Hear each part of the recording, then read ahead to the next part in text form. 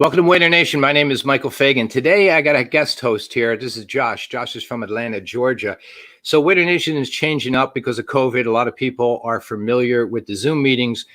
We got a special software here that kind of interacts like a radio talk show, right? You can just call in. You can come on live on air with us, and we'd love to hear your stories. This is all industry talk. We kind of calling it inside the industry. And what that does is it allows you to talk and say, is your restaurant closed? Are you open? Is COVID killing you? Are you coming back strong? Are the customers nicer now than they were before? Are the customers worse than ever? Maybe more generous, less generous? Anything that's on your mind about the industry, we'd love to hear from you. I'm going to chat with Josh, and if you'd like to come in, the live link is in the title. We'd love to hear from you. Josh, what's going on in Georgia? Hey, Mike, what's going on? How are you? I'm good. They've been open for a while here. Right. My wife, actually, she's a bartender. She went back to work, I want to say 3 weeks ago. And pretty good results. People want to go out. People are tired being cooped up at home. Georgia was I think you guys were the first ones to open, right? Or at least 2 weeks ahead of everybody else, yes. And was it immediately busy? So we had guests in from out of town for that first week, so she didn't go back till that weekend. And yeah, I mean, they were busy. They did what they could to, I think they could have like a 50% occupancy. She works the bar. There might be 20 seats there. So they put 2 seats together, then left 2 seats empty, then put 2 seats together, right? So on and so forth. And they were full. And she said there'd be people like, going too deep at the bar. People didn't really seem to have much of an issue with social distancing. They didn't mind being next to each other and being out, hugging their hellos and goodbyes. Really? Yeah. To the customers or to each other? I mean, to each other? To each other. I mean, they'd want to get Tara involved, and she felt like kind of, strange about it. Not necessarily because she's worried for her own health, just that she didn't want anything to make the restaurant look bad, I suppose, by employees not obeying social distancing codes. But, also that's what we do. I mean, we make people happy. And if a guest wants you to have a hug, you give them a hug. I'm going to share this. Social distancing codes. But, also that's what we do. I mean, we make people happy. That's you, brother, talking back to us. Yeah, that's all. I'm going to share this. So I think with everybody with their phones, and you see it all over the place, like any restaurant anywhere in the country where anybody is doing something wrong, all of a sudden you're viral. So I think exactly. Right. Yeah. It's a lot of pressure on everybody because if you scratch your nose, I mean, you're not supposed to anyway, but right now, if you scratch your nose, somebody takes a picture and they post it on Facebook and they say, look at this guy, he's unprofessional. I think it's, I know somebody yesterday that just started in Pennsylvania. They have an outdoor venue and they were a nervous wreck because, they're having all kinds of meetings about how to polish silverware, how to polish the table, how to reset. You can't put condiments. So there's no salt and pepper on the table. Right. And every time you do, they're saying maybe we're going to have to use the packets to do it, or you're going to have to wipe them down in some way. Paper menus. People are using a lot of paper menus. Yeah. I guess you throw them away afterwards. And what I think, though, is that everybody's going to do this for 2 months. And then everybody's just going to forget about it, except us, right? We're still going to be wearing masks, and everybody else is just going to be like, yeah, we're back to normal. Well, I think, and I've been speaking of this since this started, I mean, so much more has to do with what actually happens with the virus and people getting sick. I mean, I think if in 2 months we've been open, if you find the incidents rise by like 300, 400%, you know what? Now we're going to be in trouble. Now people are going to be nervous about getting it. And, or the reverse could happen. And that is that it stays the same, if not goes down, because it's summertime. It's not spreading as easily. And yeah, everybody's going to relax even more. And maybe even restaurant owners will be like, all right, look, we're wearing masks. We don't have to, we're doing it for show. Yeah. We want to make people feel as comfortable as they can that, you can come out here and we're not going to give you the virus. We're just going to give you a great meal and a good time. So we'll see. I think so much has to do with what actually happens, not necessarily our perception of it. I think too that nobody's really sure how it's being policed other than by your customers. I don't know if there's an agency, the health department, or anybody who's walking around. I've heard stories about people getting shut down, but just stories. No personal experience with it. Nobody's come into my wife's place. I've got another friend who will hopefully be joining us soon. Nobody's come into his place to say, "Hey, you guys aren't following code." So we'll see.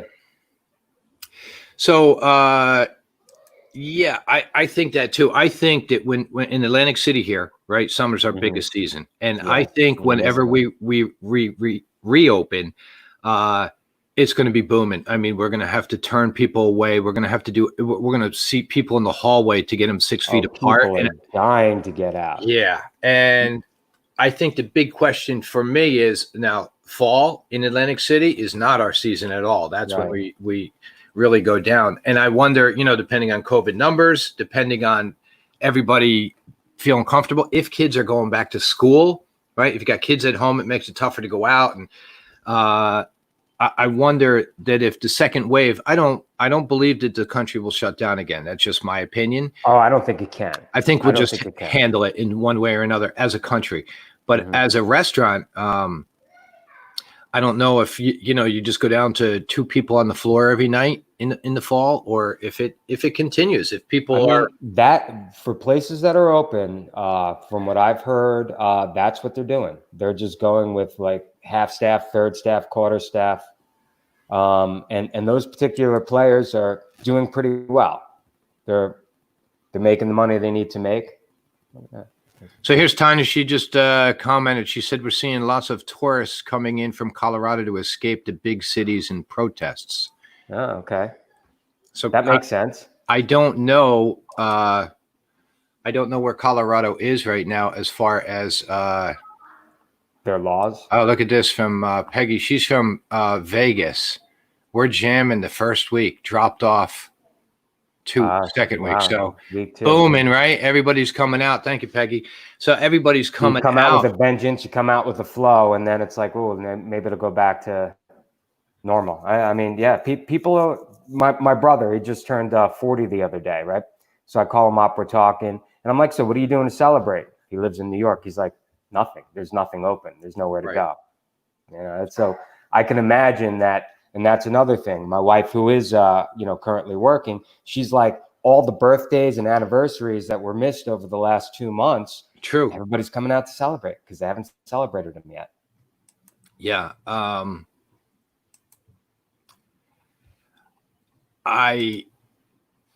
I would imagine that everybody, as soon as you give the green light, everybody wants to get in the first night. It's like opening night. And then once you can go out and you're like, oh, well, we can go anywhere. We could go down the street to our pizza place. We could, it's back to normal. We can go to any restaurant.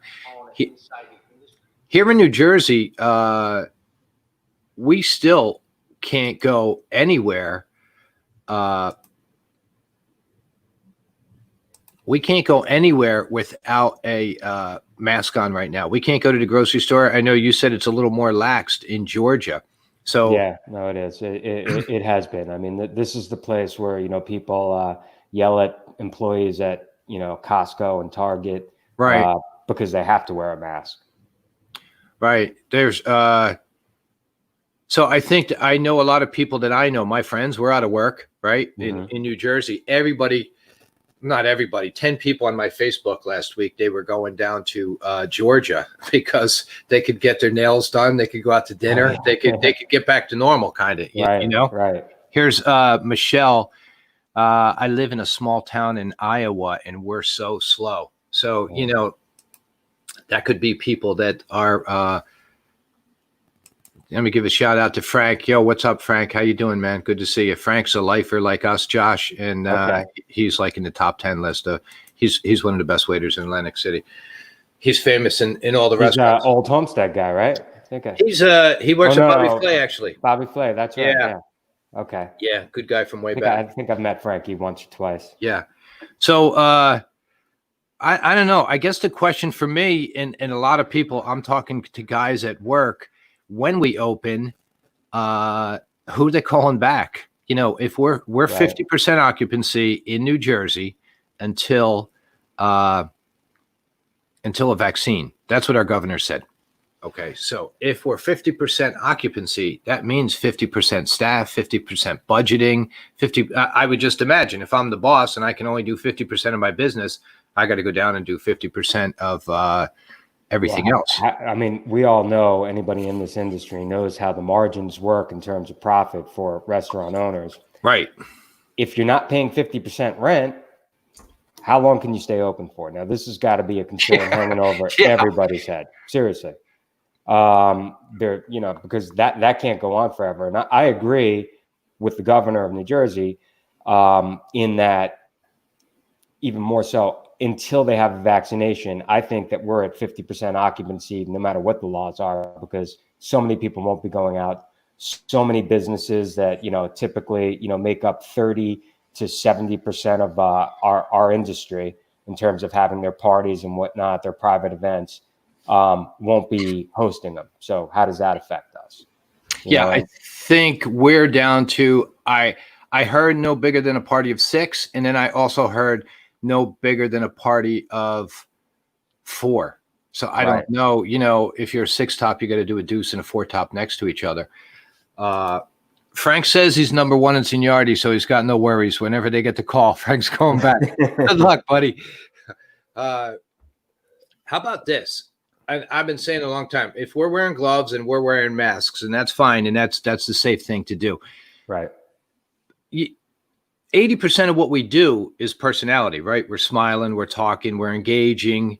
Now you got a mask voice, you facial expressions. I mean, you go through your spiel, right? You got a 2-minute spiel. We got lamb chops tonight. We got a special. We got the soup of the day. We got what kind of cocktail would you like?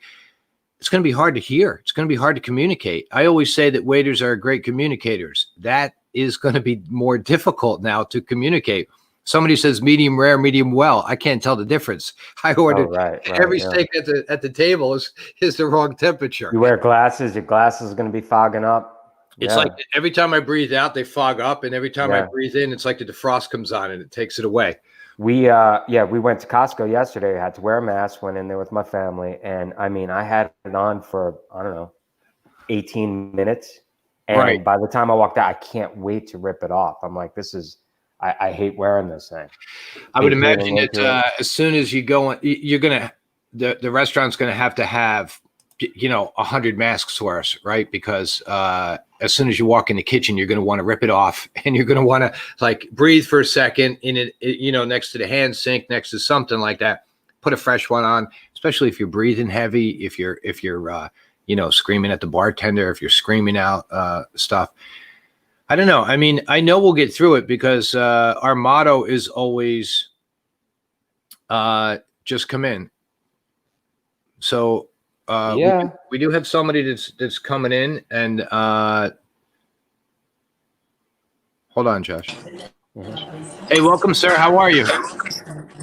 I'm fine. How about you guys? I'm doing great. What's your name and where are you from?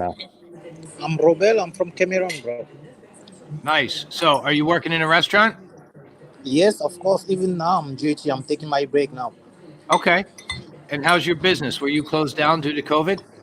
Yeah. We closed down. We just opened like 1 week ago. So we are seeing how things are going. Excellent. And are you busy? Do you have customers? And actually, we have 3 guests actually now, as you can see. Nice. There. Okay.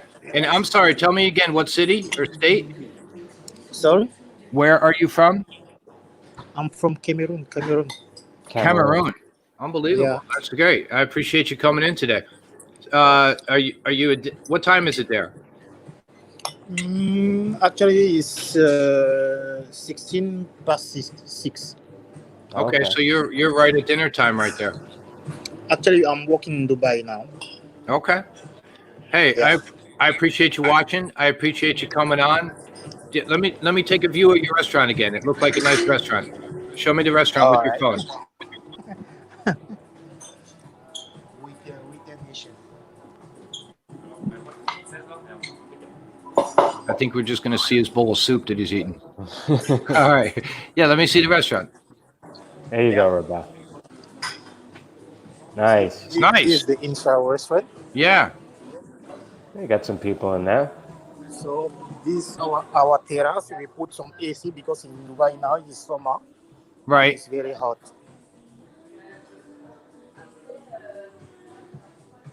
Fantastic, man. I love it that we Yeah, can we see have your restaurant one and you. We have one kit area over here, but it's closed because of the war situation now. And this our wonderful bar. Love it, man. Yeah, we have some coffee machine, one coffee machine and bus filler, draft beer, wine, and coffee tea. I love it. Hey, Robo, keep Yeah. in touch. I really appreciate you coming on air with us today. I think that's fantastic. So cool that we can see your restaurant there in Cameroon. And I'm going to let you go It's now. in Get back to Dubai, Josh. in Dubai. I'm sorry. Thanks so much. And we'll talk to you soon, No man. That was nice. Yeah, that's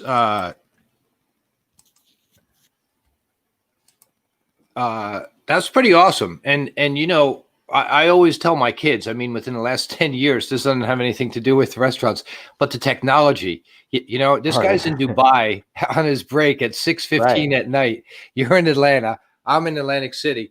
Restaurant looked amazing. I mean, I've did. never been to Dubai, but It's a very wealthy nation, from what I understand. very wealthy nation. You know, I should have asked him how the tips work because I don't know if people tip there or they don't tip, or Right. you know, in different countries there's different. But I would imagine that you know, that's like Atlantic City or New York Well, on now steroids, right? Yeah, but my thing about that now, that's a touristy area, so I don't think that they have, you know, a tremendous amount of residents going out and, you know, Right. it'd be like going to like Atlantis, you know what I mean? Yeah. So they rely on tourism, which is obviously way down. Then on top of that, you're a restaurant. I saw 2 tables in there, maybe 3, Yeah. couples eating out. So, and there are a lot of empty seats. You know, and these are the concerns we're, all right, let me, I'd like to get Jermaine to join us. We're having a little technical difficulties getting him on. Let me see if I can do this.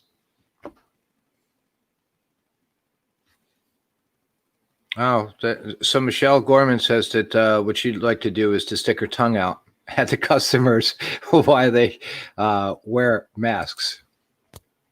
Frank says our cardio. Yeah. Hey, Jermaine, I'm sending you a link on your Facebook Messenger. It should be on Oh, that. shit. Yeah, pick that up. You'll be able to come right on with us. We were just on with a gentleman from Dubai. Okay. All right. All right, buddy. All right, See, well, I'm in my car, so all right. should be you got that on your phone? I Yeah, we'll believe. be on for a little bit. All right. All right, check. I wonder, Frank brings up a point, and he says he doesn't know if OSHA will approve masks for waiters and waiters. I wonder, you know, is that unsafe for us? I mean, everybody else wears masks. I don't know how that'll come into play.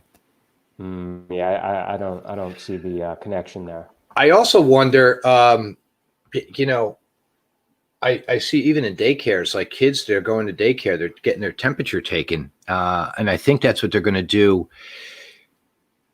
I work in a casino, so hopefully they can do that on the casino floor when they enter the building instead of the restaurant. Well, did you just hear what the WHO announced yesterday, talking about how it seemed like they were saying that you couldn't spread it if you didn't become symptomatic. The problem is, and I think a lot of people took that and ran with it because all along we've been thinking, well, you can spread it even if you're asymptomatic. But the problem is with what they said, and after it was further analyzed, is that you actually become one of the most contagious before you have symptoms, but you will become symptomatic. So there's like a 3-day period, let's say you've been exposed. Okay, your body's building up antibodies. There's like a 3-day period before you become sick. Okay. In that 3-day period, some people don't get sick at all, and therefore they can't spread it. But the people that actually do become sick are actually at their most contagious during that 3-day period. Meanwhile, let's say you and I get exposed. Let's say I get sick from it. You don't. 3 days before that, we're both the same. You couldn't tell who's sick, who's not, who's going to get it, who's not. Yet I'm spreading it, you're not.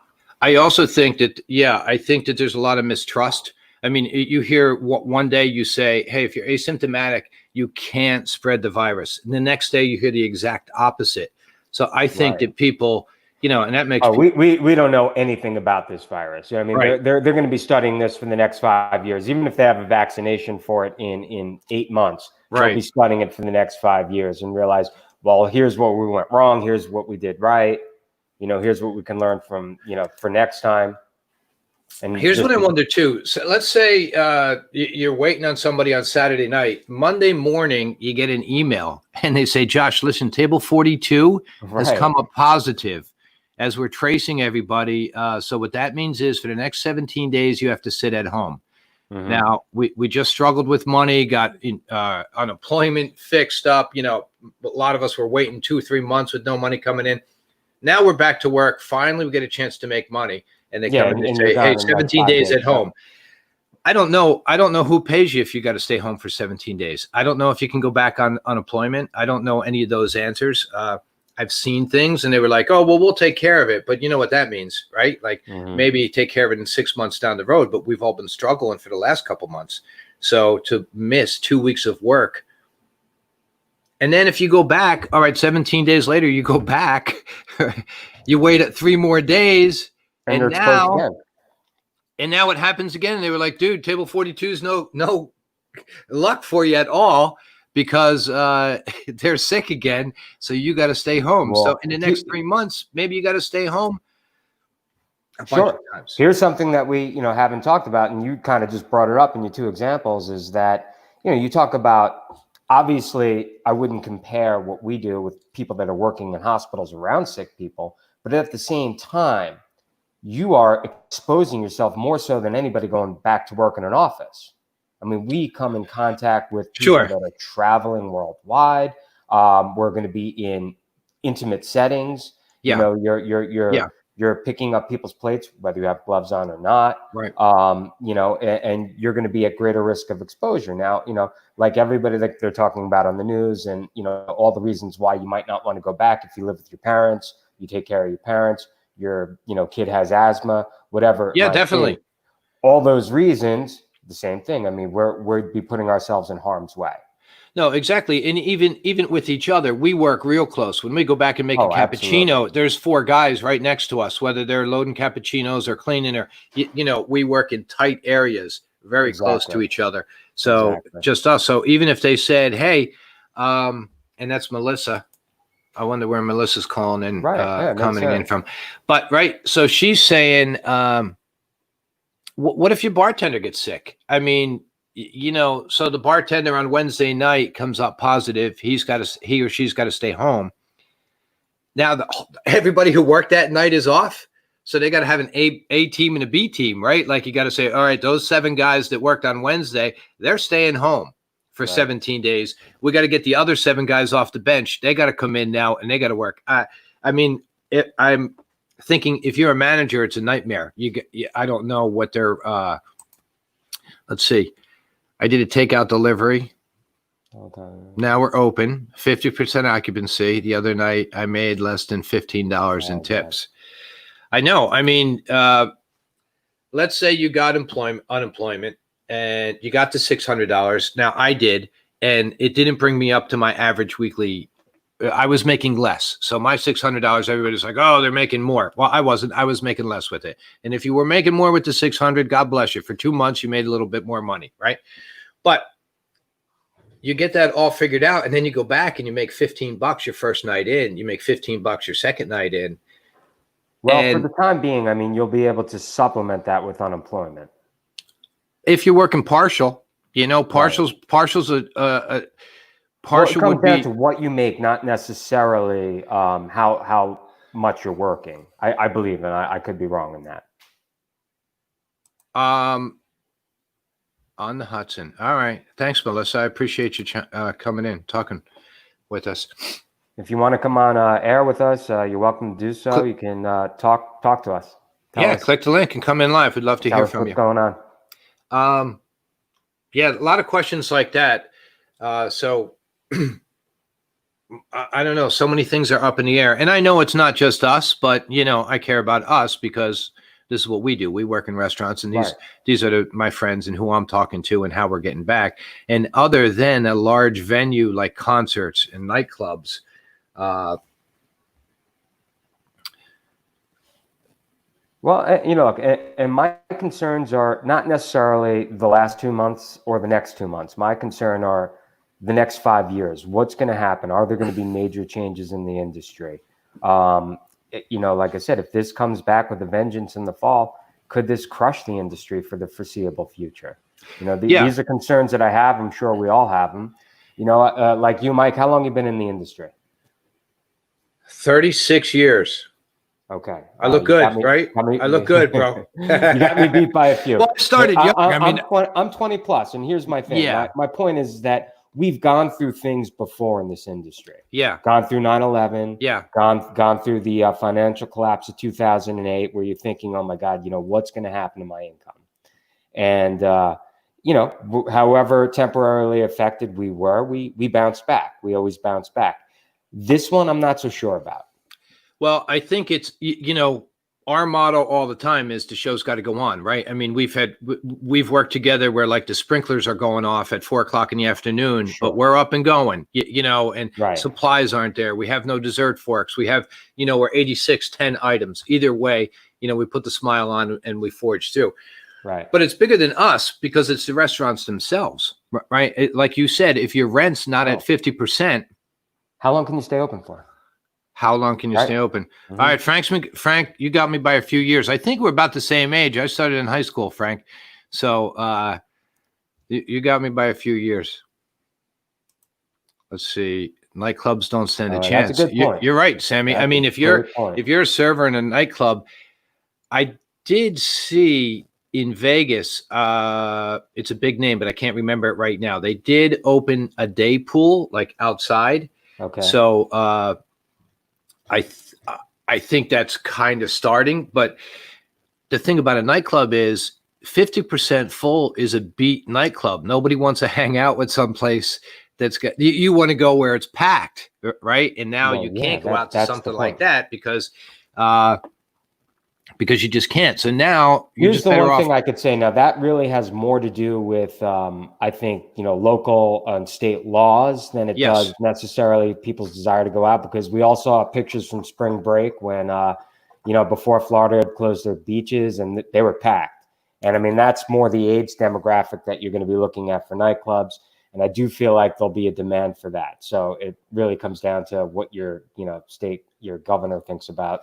Yeah, I think there'll be a demand, and the people that go to nightclubs are generally young and healthy and buff and feel like they're invincible. So I think when it opens, they'll come back. I wonder about the shows. Being in Atlantic City, being in Atlanta, you revolve a lot around city events. I revolve my business on Saturday night as if we have a comedian in or a band coming in. And if that's not coming in for the foreseeable future, there's not a lot. I would imagine that the venues themselves are thinking of all types of new concepts to draw people into their venue, whether it's a casino or a restaurant or a nightclub, or because you can't draw them with getting a big star, right? Well, I mean, again, because there's so much unknown about what's going on. Everybody, I mean, you don't know what landscape you're in, so it's really hard to draw up, a plan, to get business in here next week. My particular restaurant is probably 70% corporate industry or private parties. We don't do a whole lot of local residents. We can't. That's why we haven't opened yet. That's why I'm still out of work. My wife, she is more in an area that is, it's a wealthy residential area. They're one of the only shows in town for an upper echelon steakhouse. And she's doing just fine. They have to turn people away. But Right. my place wouldn't be the same. That's why we haven't opened. They know. They know their demographic. So I don't know. There's no thinking your way out of that. Our buddy Peter Grebe is messaging me on my Facebook. He wants to say hello to you. He says, Hey, Peter. he says, get out of the industry. And he asks, how's it going in Georgia? What? He might not be wrong. Well, I think that, I talked to a guy from Utah a couple weeks ago, and the word pivot, I hate when people overuse words, right? Like, oh, the industry has to pivot, but they do. You have to do something. I mean, if you're going to get by the way you used to, you're not going to make it for the next 6, 8, 10 months, a year. You're not going to make it. You have to do something different. You have to have outside dining right now. You have to. But how many places have that option available to them? Right, and that takes money. In order to pivot, it takes money. You can't just say we're going to change our entire concept and not spend money. And the questions, your restaurant right now in Georgia, they can open. They have you can open up with restrictions, and your company says, it's not even worth it because we can't do the corporate events, I would imagine. We can't bring people in over 4 people. And your private dining room where you're bringing in, the 40 tops, the 50 tops, the 60 tops is a huge part of your business, right? 100%, 70% of our business, yeah. My friend works at the convention center here in Atlantic City, and they were talking to their boss the other day, and they said, we're not opening. We're a convention center. Our business is crowds, right? So you're not coming back. And they were talking to me saying, what's going to happen with, what are they going to do? Look, and there are things you have to look at, like that we don't have the answers to, but like legal ramifications of what happens. Let's say you're a law firm, okay, and you're taking out clients. One of those clients gets sick and passes away from COVID on the dinner you brought them to.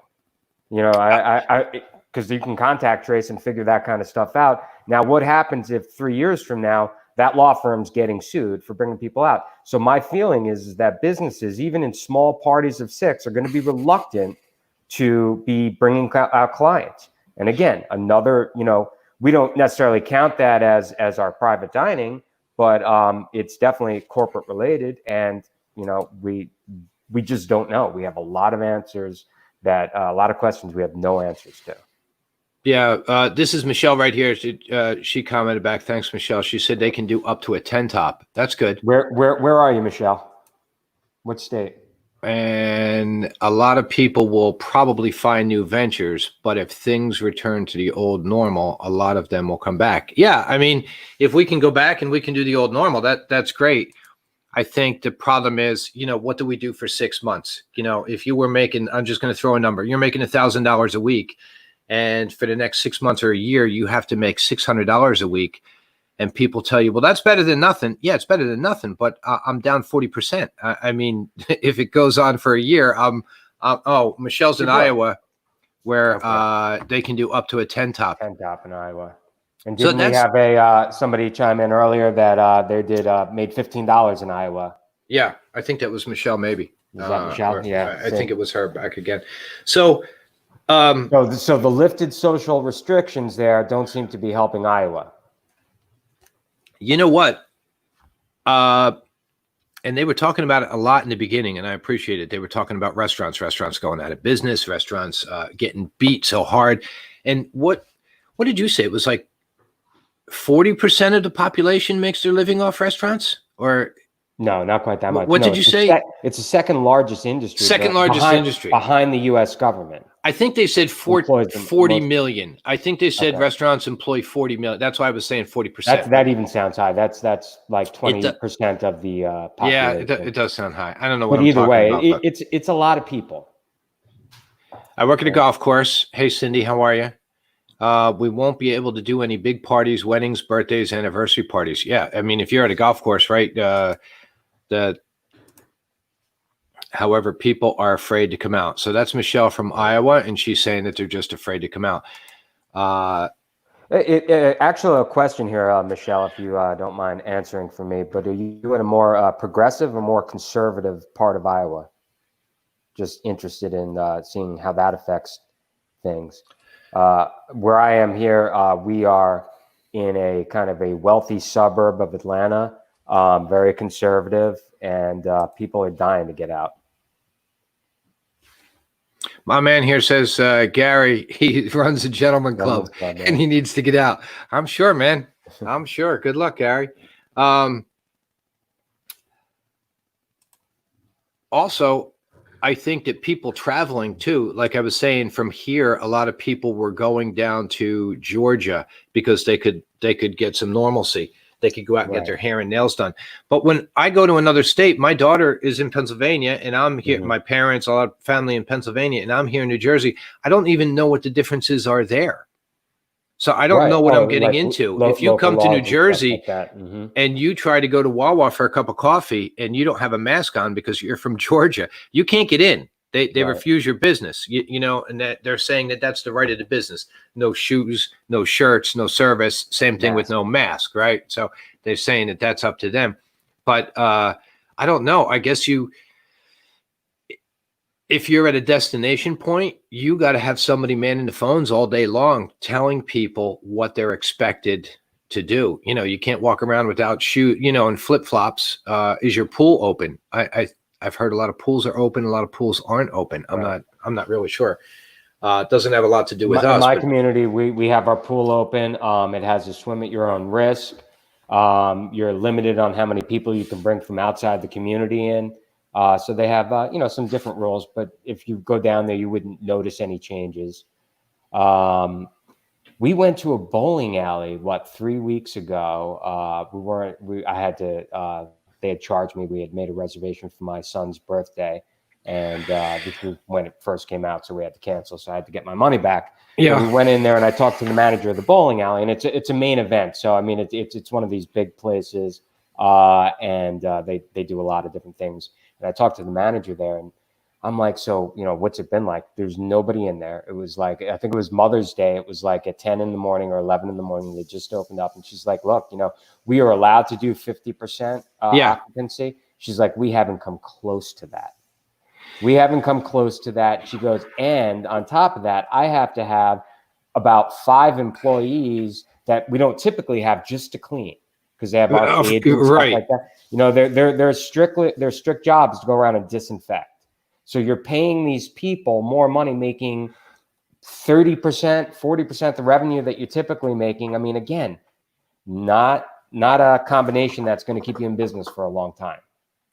Yeah, you know, it's going to be a mix. I mean, some places are going to be booming, and then some places are going to suffer. Cindy, thanks for getting back to us. She's in Avalon, so a wealthy area over by Ocean City in New Jersey. That's where she has her the country club that she works at. Here's our boy Chris Buscaglio. What's up, brother? Yeah. Hey, Chris, how are you? Michelle says that she's from Iowa, and she said that it's progressive. Okay, yeah, that makes sense. Sammy is from Central Coast in California, destination area. Don't care about masks at all. So I guess they're, you know, just out there. Hey, Stephen, how are you? West PA, Pittsburgh is different than Eastern PA. Yeah, my family is from Scranton, or outside the Scranton area, so I'm on the eastern side. Josh, you know that area all too well as well. Yeah. It goes based on county. I'm actually going back to work tonight for the first time since March 18th. Good luck, Steve. Good luck, Steve. I know a couple. You must have outside dining, because I know a few people in Pennsylvania that have nice decks, and they were already set up for it, and they're back up and started over the last weekend, I think. You know, here our boy Chris Buscaglio says much love. And people don't. I'm not one of them. Yes, so Sammy, she's from Cali, and she's saying that people don't care about the mask. Yeah, I mean, everybody's doing it. I wear the mask out there. I hope I get a cool mask for work. I mean, I hope that they're not going to give me, you know, the paper thing. You know, give me something that's blue. Give me something that's, you know, that's, buy your own one online if you like. I mean, maybe I don't know. You know, you might have to. you might have to, it might have to be a certain grade, whatever that means. I don't know the difference. I mean, I don't know if a waiter can just put a hanky over his face and Mike, walk have around. you been just wearing a mask going out and doing your everyday business? Yeah, I wear one of those things that looks like a mock turtleneck, you know, and then I just pull it up, and you have to do everything. Okay. We have been closed down so much that I haven't been out many places. But yeah, to go to I go to the grocery store, and I go to Wawa for coffee every day. You know, New Jersey, Right. and you can't get in either one without it. I think they're opening up retail, and I'm not sure if it's curbside or not. I think that's a big problem. People, if we open up our restaurant, if you open up your restaurant, casinos open up, there's going to be so many questions. Well, are you open up? Is it only takeout? Can I come in and dine? Is it an in-room dining? Is there table service? You know, I don't know. There's there's too many questions and too little answers. It's complicated. That's for sure. Our industry is complicated. And then you realize that, you know, you're like, geez, you know, I've been putting my heart and soul into this profession for 30 years, and it's not even up to me. The whole thing can be taken away. And if your restaurant isn't successful, you go back and you start making $40 a night, Josh, and you got to get out. Where are you going to get another job? Your entire industry got whacked. Not just your restaurant, not just your city, not just the hotel that you're in. Yeah, and I mean, look, not everybody's in the same situation you and I are in, but we've been doing this a long time. This is our career. Yeah. You know, I've outside of maybe a stray year here or there. I mean, I haven't made less than $70,000 in a year in the last. That's not an easy job to go out there and just find. You know, starting anywhere.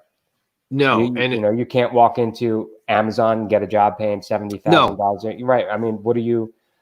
The thing is that, yeah, if you're at the top of your profession, or if you're waiting tables, you're probably making more money than if you were working in an office or retail, right? No matter what you're doing. If you're working 2 days a week, if you're working Sunday brunch, whatever, you're making more money in less time, right? That's and not everybody, but most people.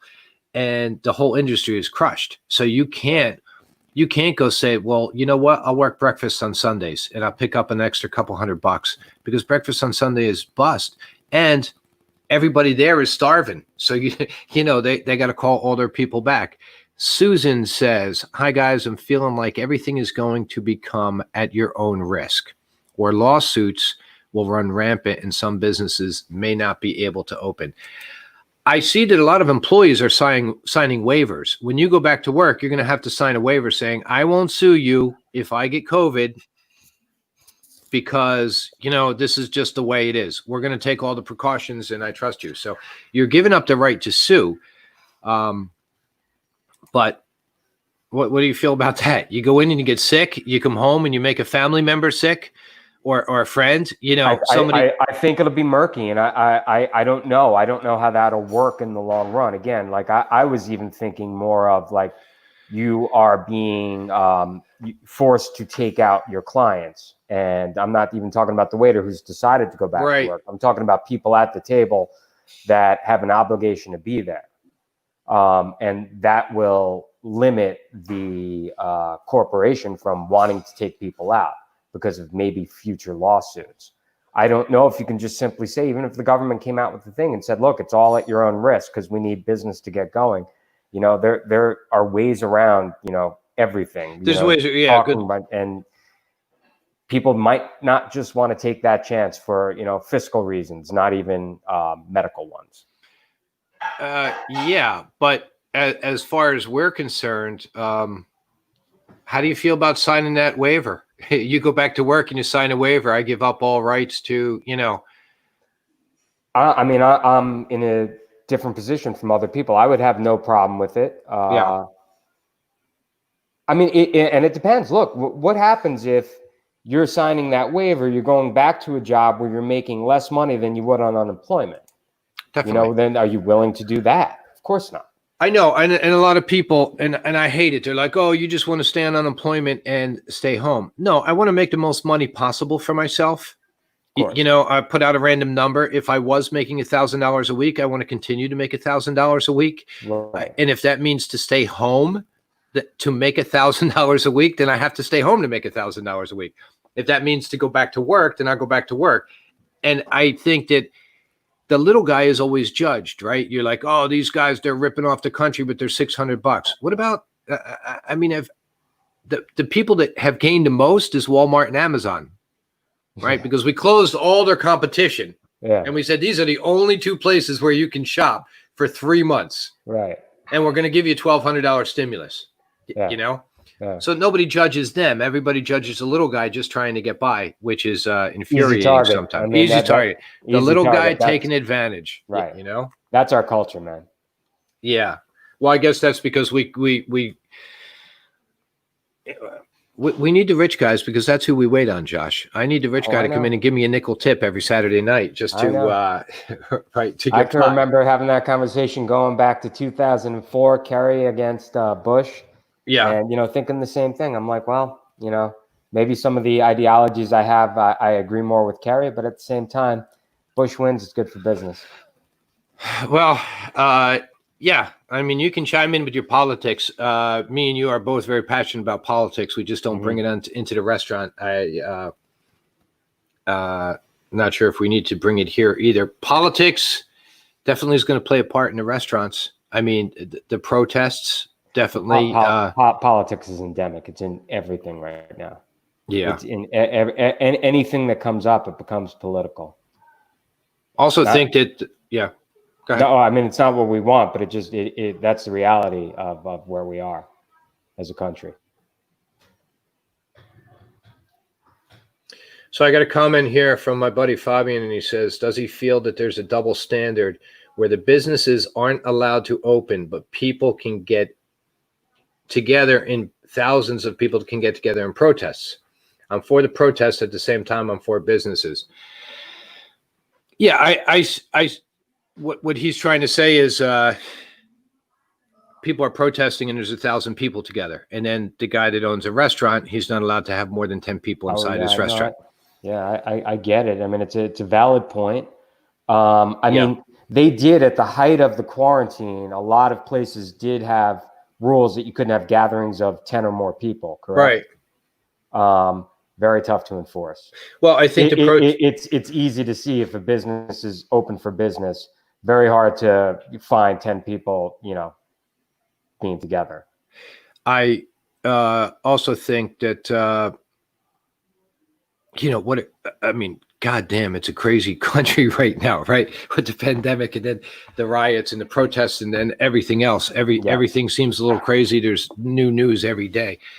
The protests aren't business, right? If the protests were a business, they would limit it. Protest is people's will, I guess. So I think that might be the answer to that. Although I don't have any answers. It's people's will. I mean, you can't stop people's will, and that's what they're doing, I guess. Our buddy Abraham, I love stories where people were food runners. Well, he was a food runner. Remember Abraham? He worked with us in the past. He was right. But I love people that are in the industry and then they use their experience, their knowledge, their people skills, and then they go out and they do well. So Abraham is he's a truck driver now, driving across the country. Abe, I know you have good perspective across the country. He's messaged me on another Facebook because he's driving across the country every week and he's killing it. And he learned when we lost our job, our whole business closed like 5 years ago. He went out and he learned how to be a truck driver. Now he's got his own rig, and now he's going back and across the country. He posts a lot. I like to see his posts. I love it, and it's drive. So I'm wondering the perspective he has about going out. With limited restaurant reservations and space, we may be going back to seating for dining service.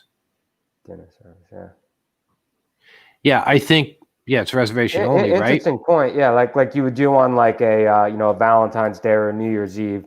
You have a seating at 6. You have a seating at 8:30. Yeah. So on and so forth. It might be the way to do it. I heard. I wonder if you could book out those seatings. I mean, that's the question. That'll become the question, because that Right. might be a way that a restaurant could overcome just not having the normal amount of business. Just do a seatings. Maybe you're open for 4 hours. You know what I mean? Limit your payroll. Open for 4 hours and get as many people as you can safely into the restaurant as you can. I heard an interesting thing that would work in my restaurant where I work, right? Because we have, like, if you're doing the seat numbers, we got 20 row, then the 30s, then the 40s, then the 50s, then the 60s, and the 80s. So they were saying, like, 5 o'clock, your 20 row gets filled, right? That's your only 20s.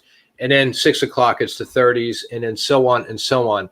And by the time, 3 hours later, you're up on your 60 row of tables, everybody is cleaning and disinfecting the first round so the last round can go in. So you can't flip a table 2 or 3 times. You can't flip a table 3 times a night, maybe twice. Yeah.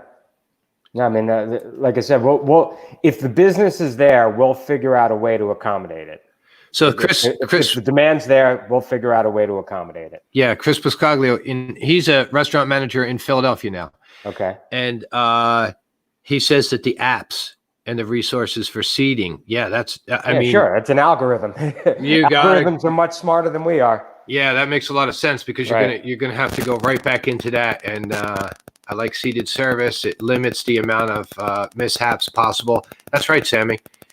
I guess you definitely know there's no double, triple seated now, right? It's not like I just got triple sat. You can't. Right. You can't. Can't be that haphazard. Yes, Chris is saying you can stagger staffs to come in. Chris, you're in Philly. I wonder, are you back to work now? I don't know if the restaurants that you're working for have outside dining or not, or if you're back. Chris says exactly. So, yeah, limited seating, and if you're good and you can flip your station 4 times in a night, obviously you're making money, right? And if now you can only do it twice, you're making half the money. EVS will be a huge for the casino industry. Yeah, cleaning up, soap machines all over, get disinfecting. Right.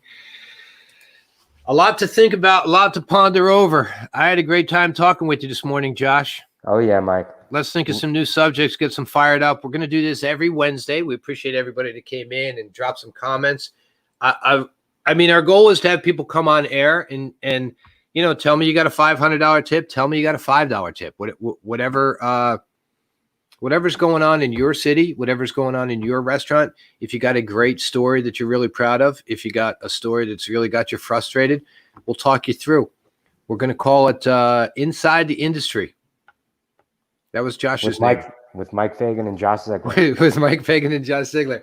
But hey, awesome. We had a lot of people watching, a lot of interaction. I really appreciate everybody watching. Thank you, everybody. Yeah, let's see. Hey, Frank says, thanks, guys. Michelle, man, when this is over, I definitely will think twice before complaining about getting triple sat. You're right. You're right, Michelle. Absolutely. Chris, take care, buddy. Be safe in Philly. I'll talk to you soon. Josh, stay on the line here. And thanks, everybody, for watching. All right.